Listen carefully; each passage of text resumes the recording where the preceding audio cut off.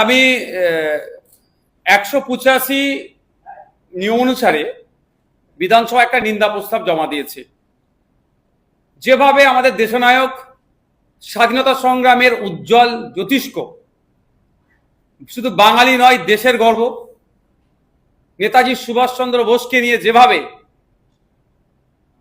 চরিত্র হনন করা হচ্ছে, বিভিন্ন টিপ্পনী কাটা হচ্ছে, তার মৃত্যু নিয়ে বিতর্ক তৈরি করা হচ্ছে, সে নাকি এমন, তাকে তার সমালোচনা করতে করতে এমন জায়গায় পৌঁছাচ্ছে তাকে দেশদ্রোহী বলে দিচ্ছে। কেউ আবার তাকে সে নাকি গুন্ডা পুষতেন এই ধরনের আখ্যায়িত করছে।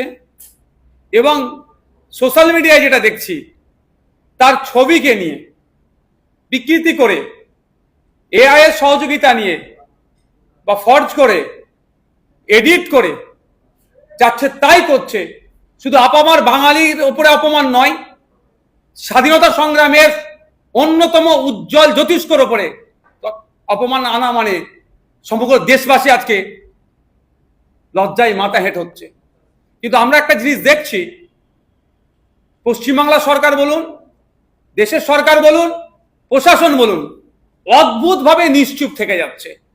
এই নীরবতা কবে তারা ভাঙবে, কবে ভাঙবে বলতে পারবো না। কিন্তু আমরা একজন দেশপ্রেমিক হিসাবে, আমার পূর্বপুরুষ দেশ স্বাধীনতা সংগ্রামে অংশগ্রহণ করেছিলেন, স্বাভাবিকভাবে আমি চুপ থাকতে পারি না। তাই গণতান্ত্রিক প্রক্রিয়ায় যে পদগুলো আছে তার অন্যতম একটি পদ হচ্ছে অগস্ট হাউস অর্থাৎ বিধানসভার। এই বিধানসভার মধ্যে যাতে এই যে কথাবার্তা যেগুলো বলেছেন নেতাজি সম্পর্কে, এটাকে নিন্দা জানিয়ে প্রস্তাব আসুক, তার প্রস্তাবটা আমি নিজে উত্থাপন করেছি।